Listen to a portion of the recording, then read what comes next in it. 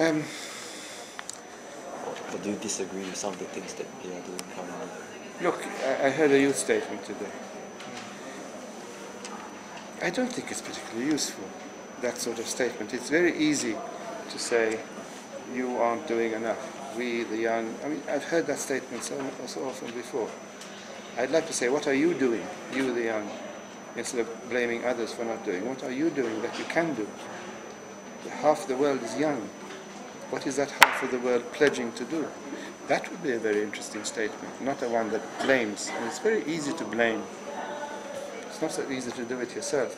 So maybe a greater focus on what youth can do, and it's very simple things. I mean, can you live in a more energy efficient way? I'm not talking now about people living in absolute poverty. I'm talking about people in middle income to upper income countries. Can those young people do things instead of blame? I'm not saying that countries or businesses or whatever are free of blame or free of responsibility, not at all. But the sort of statement that just points a finger and says basically you old folks are not doing enough, or you big countries are not doing enough, fine. What are you doing? I felt like saying today.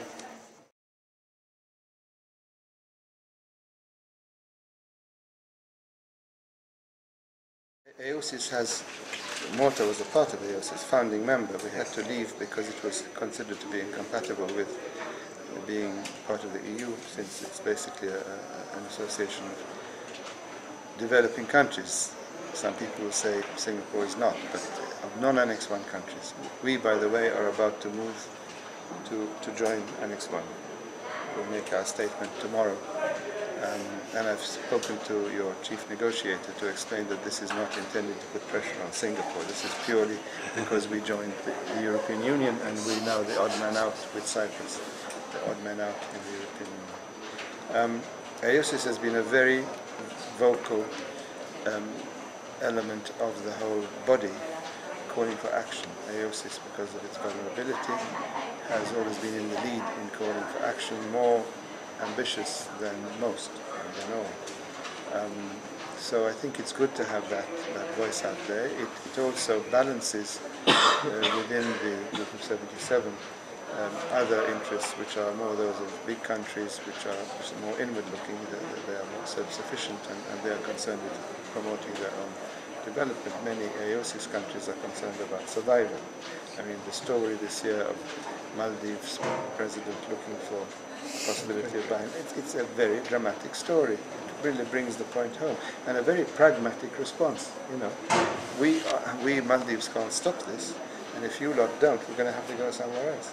So instead of getting into boats like so many people passing my country, poor people from Africa looking for a better life, drowning on the way, and then being detained when they get somewhere, the Maldives are saying, let's see if we can buy some alternative land. I thought it was a wonderful story, a lot in it. So AOSIS needs to be there, has been very skillful, has done things like propose draft protocols. It's really a very useful and active group. Talking about alternative energy disadvantage. I know the topic. We are alternative energy disadvantage. The only reason we can't get together with countries in a similar situation is that, again, we are part of the EU. We have to function in that context. But the speech, I can tell you that the speech that my minister will make tomorrow will say that we really want to go into renewables and so on, but because the sea around us is deep. I mean, we don't have much space on land. The sea around us is deep, and we need to get into deep water offshore wind farms. We need R&D for that. So we do feel objectively that we are alternative energy disadvantaged. What you do about it, I don't know enough about Singapore. I've never been there. But I tell you what we are doing about it. As an example, we are looking at offshore. What can be done offshore, and especially far offshore, where you don't have the problem of seeing the thing. No doubt downsides to that in terms of which you would have to, in terms of putting wind farms in a shipping channel. You have to look at that. So we're very interested in any technology that could make use of the sea as a location.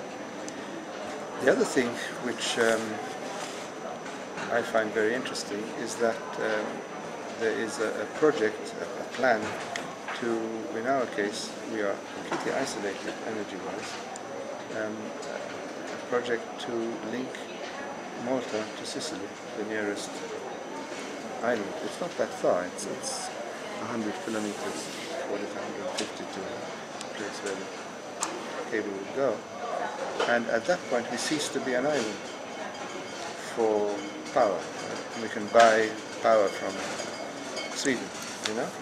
Very interesting, we could build a wind farm in Ireland and import the energy. There's all sorts of problems of how it gets to you, wastage on the way, problems of depending on a grid that might collapse as it did once last year.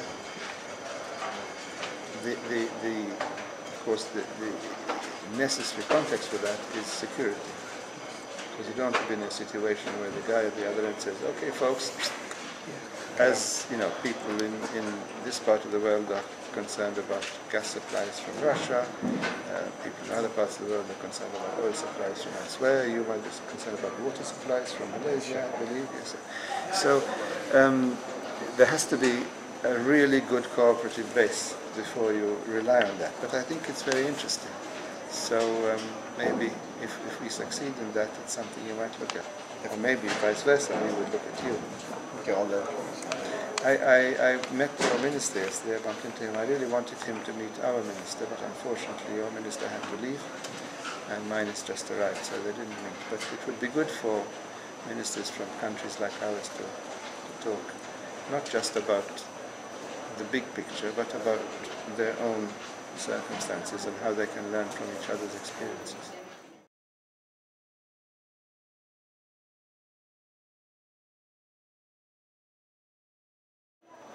I don't see that, quite honestly. I always think of ASEAN as more of a political thing than a... Maybe. I noticed that there was a list of acronyms on some document, and I saw ASEAN. I said, oh, what's it doing here? Because we don't know, it's like seeing NATO or something. But yes, I mean, any cooperative framework can help, but I don't know enough about ASEAN. Think of what you can do in your home, in your school, on the way to work, if you got into the working stage. Think of what you can do, simple things that save you money and save the world emissions.